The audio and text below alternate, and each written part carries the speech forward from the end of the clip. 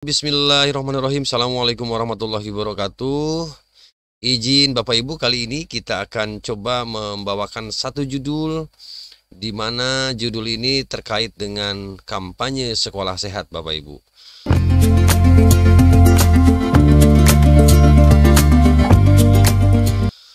Baru-baru ini Kementerian Pendidikan Kebudayaan, Riset dan Teknologi sedang gencar-gencarnya melaksanakan kampanye ya sekolah sehat KSS. Nah, di KSS ini, di kampanye sekolah sehat ini Bapak Ibu ada 3 prioritas utama ya yang mesti Bapak Ibu dan seluruh para guru-guru, kepala sekolah, pengawas dan tenaga kependidikan lainnya termasuk para pemerhati pendidikan harus mengetahui tentunya bahwa ada 3 prioritas utama di dalam kampanye sekolah sehat ini berdasarkan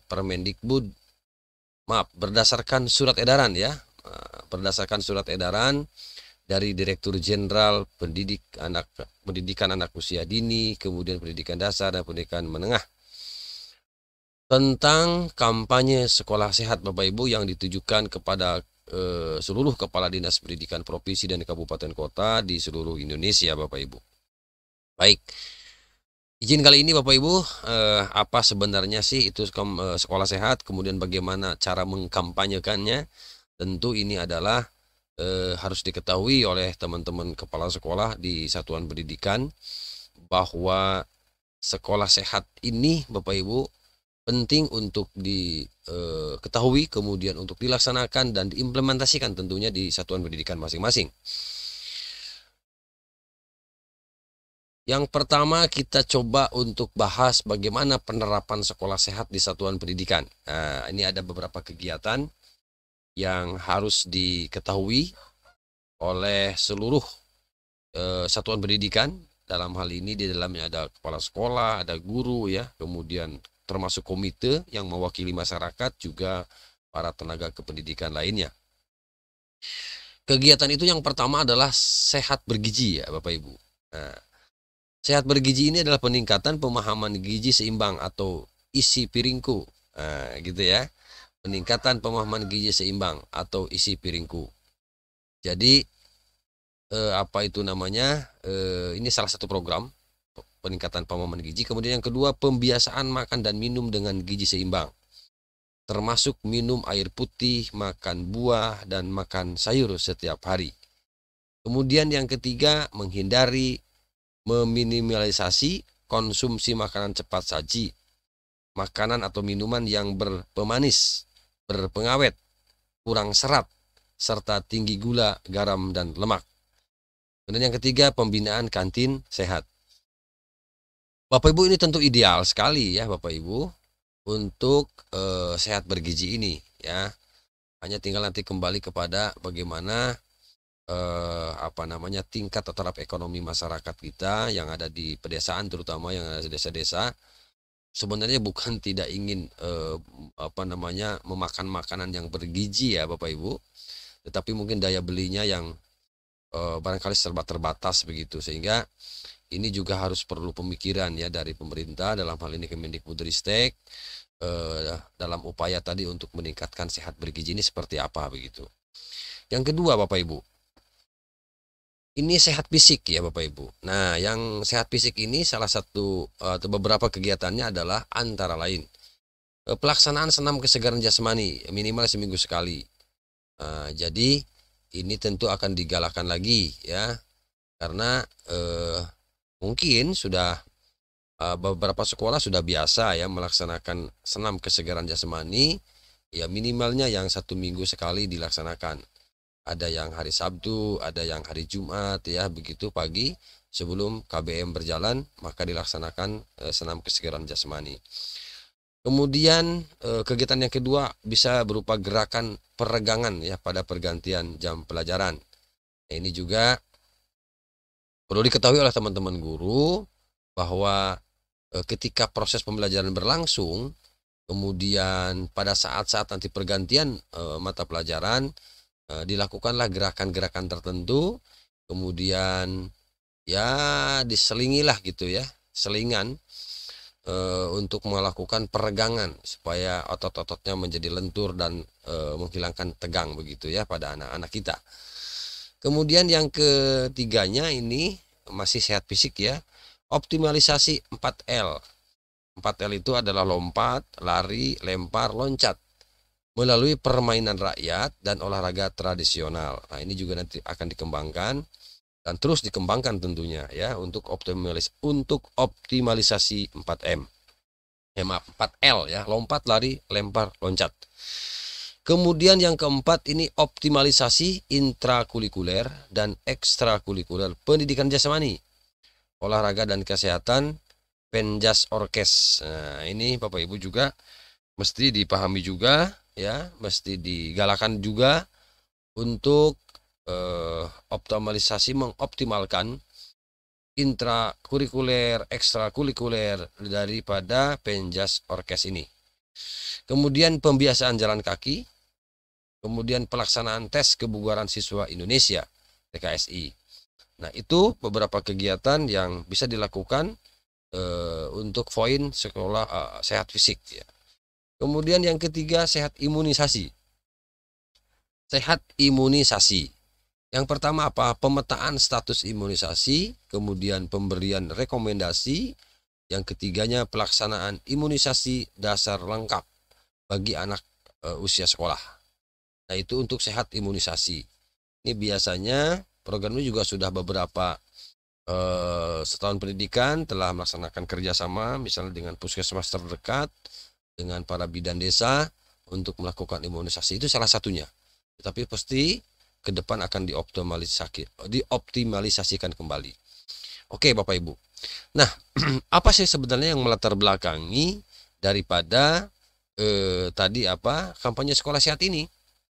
Nah, kondisi di lapangan di sini sudah dijabarkan Bapak Ibu, ada beberapa poin, paling tidak ada 5 poin bagaimana kondisi lapangan ya yang selama ini terjadi begitu. Nah, ini nanti yang akan melatar belakangi program kampanye sekolah sehat ini. Kemudian yang pertama adalah apa? PHBS di kalangan peserta didik kurang. Nah, jadi ini PHBS ini di kalangan peserta didik kurang. Maka tolong nanti Bapak Ibu untuk ke PHBS ini kembali lagi dimunculkan, kembali lagi dilaksanakan begitu ya Bapak Ibu. Dan ini mesti terus ya dikampanyekan. Kemudian yang kedua, keterlaksanaan UKS rendah. Layanan kesehatan kurang dari 50%, kemudian sertifikasi UKS juga tidak terlaksana dengan baik, tim pelaksana UKS juga tidak efektif, lomba sekolah sehat juga tidak jalan ya. Nah, ini karena kalau lomba sekolah sehat ini sebenarnya beberapa instansi terlibat ya. Makanya ada tim UKS di tingkat kabupaten, tim UKS tingkat kecamatan yang melibatkan seluruh stakeholder yang tentu ini harus didukung begitu ya. Nah, ini berdasarkan data dari kementerian ternyata masih kurang optimal begitu ya pelaksanaannya. Kemudian yang ketiga permasalahan kesehatan peserta didik. Ada obesitas, kemudian gangguan organ tubuh dan lain-lain. Ini juga menjadi salah satu yang melatar belakangi tadi untuk sekolah sehat ini. Kemudian permasalahan imunisasi, capaian data imunisasi peserta didik, yang jadi capaiannya bagaimana, kemudian data imunisasi peserta didiknya bagaimana. Ini juga bisa melatar belakangi sehingga harus dikampanyekan sekolah sehat ini. Artinya permasalahan imunisasi ini masih menyisakan ya paling tidak mungkin kurang merata lah, karena di beberapa desa yang mungkin bidan desanya kurang, kemudian kalaupun ada misalnya jalinan kerjasama dengan pihak satuan pendidikan juga masih kurang kondusif, kurang efektif. Nah, ini juga akan menjadi yang melatar belakangi sekolah sehat ini. Kemudian ini dampak pandemi COVID tentu ya. Kita pernah dilanda yang luar biasa COVID ini, sehingga kurangnya aktivitas fisik, pola makan, potensi terkena penyakit itu dan lain itu sangat besar sekali. Ini Bapak Ibu. Ini mesti mesti dipahami oleh kita di sekolah, baik guru kepala sekolah termasuk dengan tenaga pendidik lainnya yang membutuhkan dukungan banyak ya terkait dengan sekolah sehat ini. Jadi kalau melihat kondisi di lapangan seperti ini perlu kerja ekstra lagi supaya lebih semangat, ya, kemudian programnya jalan, sehingga dibutuhkan kerjasama yang luar biasa, gitu ya. Nah, Bapak Ibu di sini ada tampilan, ini terlalu kecil hurufnya, tetapi paling tidak saya izin membacakan. Di sini ada konsumsi makanan apa namanya, berisiko ya, konsumsi makanan berisiko setiap hari. Kemudian status gizinya bagaimana, kemudian kebersihan diri dan aktivitas fisik juga menjadi bahan pertimbangan. Nah, kampanye sekolah sehat ini Bapak Ibu, maaf, ditargetkan memang tanggal 23 Agustus sampai 23 ya, masih lama. Jadi dari sekarang mungkin tentu ya ini digaungkan begitu. Ada 3 sehat, yang pertama sehat gizi, jadi sehat fisik dan sehat imunisasi. Itu yang menjadi acuan kita untuk dalam rangka kampanye sekolah sehat ini. Sehat bergizi, sehat fisik, sehat imunisasi. Oke. Nah, konsep dasarnya apa Bapak Ibu? Saya bacakan definisinya dari kampanye sekolah sehat ini, yaitu segala upaya yang dilakukan secara bersama-sama dan terus-menerus untuk mengajak, mendorong, dan meyakinkan seluruh pemangku kepentingan tentang pentingnya penerapan sekolah sehat. Dalam rangka apa? Untuk mewujudkan anak Indonesia sehat, kuat, cerdas, dan berkarakter sesuai dengan profil pelajar Pancasila dan generasi emas Indonesia di tahun 2045 ya. Nah, Bapak Ibu, apa tujuannya? Yang pertama untuk sehat bergizi dulu. Nah, sehat bergizi yaitu untuk meningkatkan derajat kesehatan peserta didik melalui penerapan pola makan yang tepat dan konsumsi makanan bergizi. Tadi ya saya sebutkan keinginannya seperti itu memang betul. Tapi bagi orang-orang tua yang mampu ya tentu ya ini akan mudah sekali untuk membeli atau memakan makanan-makanan yang bergizi. Tetapi bagi masyarakat yang mungkin penghasilannya pas-pasan, jangankan untuk makanan bergizi, makanan untuk sehari-hari seperti biasa makanan standar saja susah misalnya seperti itu. Karena memang ya admin berbicara realita ya di lapangan ya. Nah, ini tentu harus ada dorongan dari pemerintah atau mungkin ya sejenis mungkin bantuan, kemudian atau mungkin hibah atau mungkin yang bersifat bisa membantulah, yang bersifat kegiatan-kegiatan yang bisa membantu untuk menerapkan untuk meningkatkan ya makanan-makanan yang bergizi tentunya. Kemudian sehat fisik ya, yaitu untuk meningkatkan kualitas kesehatan fisik seluruh ekosistem atau warga sekolah ya atau satuan pendidikan. Itu sehat fisik. Yang ketiga adalah sehat imunisasi, yaitu untuk meningkatkan capaian imunisasi peserta didik untuk mendapatkan imunisasi dasar lengkap. Ya. Jadi ini ketiga ini penting Bapak Ibu. Ketiga ini penting sekali karena ini adalah termasuk menurut admin kebutuhan dasar ya yang perlu diperhatikan oleh seluruh stakeholder, terutama dalam hal ini adalah oleh pemerintah. Nah, itu Bapak Ibu, tujuan kampanye sekolah sehat itu ada 3 ya, tadi sehat bergizi, sehat fisik, dan sehat imunisasi. Kemudian konsep dasarnya apa? Tadi yang melatar belakangi, sekarang konsep dasarnya apa? Untuk sasaran kampanye sekolah sehat, pertama pemerintah pusat, pemerintah provinsi, kabupaten kota. Nah, sekolah satuan pendidikan di semua jalur, jenjang, dan jenis pendidikan, PAUD, SDMI, sederajat, SMP, MTS sederajat, SMA, SMK, MA, MAK ya, itu madrasah aliyah kejuruan maksudnya, itu SLB dan SKB dan VKBM. Nah, ini sasarannya ya. Sasaran yang ketiga adalah peserta didik, pendidik, dan tenaga kependidikan, termasuk komite sekolah, orang tua, dan masyarakat. Ini sasarannya. Kenapa ini dilibatkan? Ya tentu tanpa dukungan apa yang tadi saya sebutkan, komite misalnya, orang tua, masyarakat, ini bukan tidak akan tercapai, tapi paling tidak untuk mempercepat pencapaian itu maka mesti melibatkan teman-teman yang lain ya, termasuk masyarakat. Manfaatnya apa? Yang pertama, manfaat untuk peserta didik ya, pembudayaan sehat bergizi, sehat fisik, dan sehat imunisasi agar status kesehatan meningkat dan dapat mengikuti proses pembelajaran dengan baik. Tentu itu harapan kita ya. Kemudian manfaat bagi pendidik dan tenaga kependidikan. Peningkatan kesehatan agar dapat melaksanakan tugas dan fungsinya dengan baik. Oke.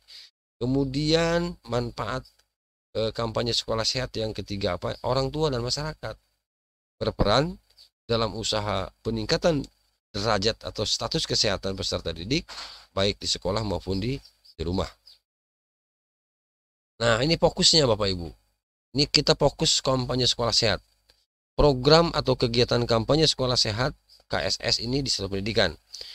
Nah, sehat bergizi di situ ada beberapa poin, ada 4 poin Bapak Ibu yang tentu ini sebenarnya bisa dilaksanakan ya di satuan pendidikan, tapi tentu harus dengan topangan dana begitu ya Bapak Ibu, karena sebuah kegiatan tanpa dana itu insya Allah tidak akan berhasil dengan maksimal.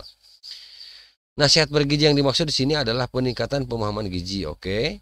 Kemudian pembiasaan makan minum yang bergizi, menghindari atau meminimalisir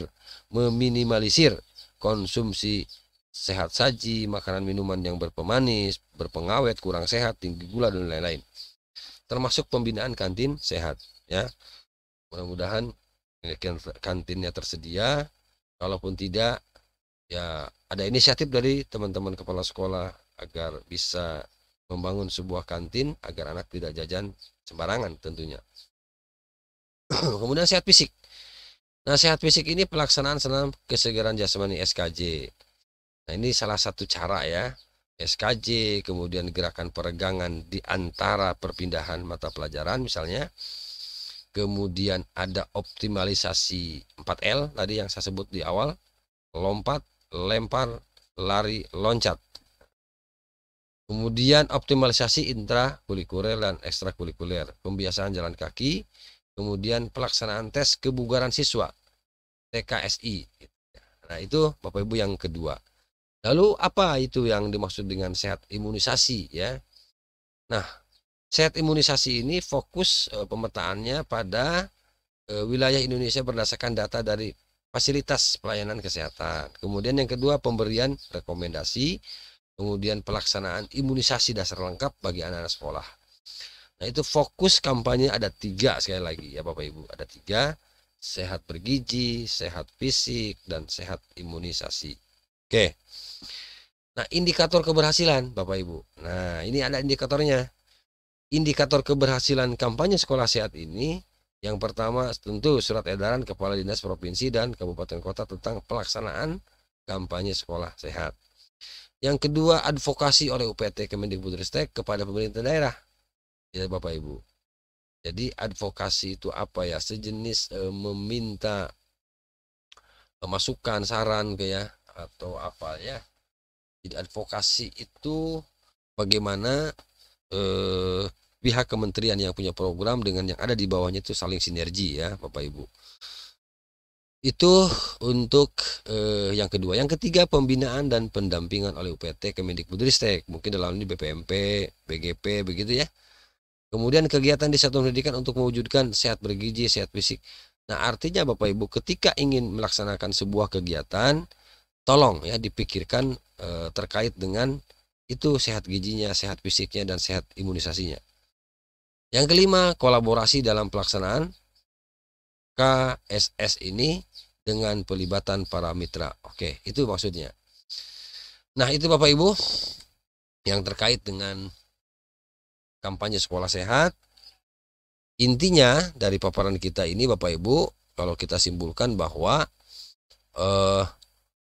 berdasarkan surat edaran Dirjen GTK ini Bapak Ibu, ini akan paling tidak akan menjadi acuan kita, kemudian akan menjadi pedoman kita untuk pelaksanaannya nanti di satuan pendidikan masing-masing. Jadi ada 3 poin, sehat bergizi, kemudian sehat fisik, dan sehat imunisasi. Itu fokus kita ke situ ya, supaya tidak keluar. Maka perlu paling tidak Bapak Ibu paling tidak bisa memahami lah ya 3 hal itu. Nah, kegiatan-kegiatannya nanti silahkan seperti apa begitu Bapak Ibu. Jadi ini resmi Bapak Ibu bahwa berdasarkan surat edaran ini betapa pentingnya apa itu sekolah sehat gitu ya, sehingga perlu dikampanyekan ya, perlu disosialisasikan kepada masyarakat luas ya, bahwa betapa penting apa itu sekolah sehat bagi anak-anak kita ya. Kalau sudah sehat kan nyaman, kalau sudah nyaman kan enak gitu ya, menerima pelajarannya, menerima promosinya dari sekolah. Baik Bapak Ibu, itu saja 3 prioritas utama kampanye sekolah sehat KSS ini. Sekali lagi, ada yang disebut dengan sehat bergizi, kemudian sehat fisik, dan sehat imunisasi. Itu dasar kita dalam rangka tadi mengkampanyekan ya sekolah sehat di satuan pendidikan masing-masing. Demikian ya yang admin dapat sampaikan. Silahkan nanti ada hal-hal yang kurang, kemudian penyampaiannya kurang runtut, nggak apa-apa, silahkan nanti gitu ya, dimuat gitu ya Bapak Ibu. Nah ini adalah salah satu terobosan pemerintah dalam rangka tadi menghidupkan kembali begitu ya sekolah sehat ini. Baik Bapak Ibu, terima kasih atas gabungnya ke channel ini. Semoga apa yang disampaikan ini paling tidak bisa memberikan manfaat ya bagi Bapak dan Ibu, dan terutama masyarakat luas begitu. Demikian yang dapat admin sampaikan ya. Sekali lagi semoga bermanfaat. Terima kasih. Assalamualaikum warahmatullahi wabarakatuh.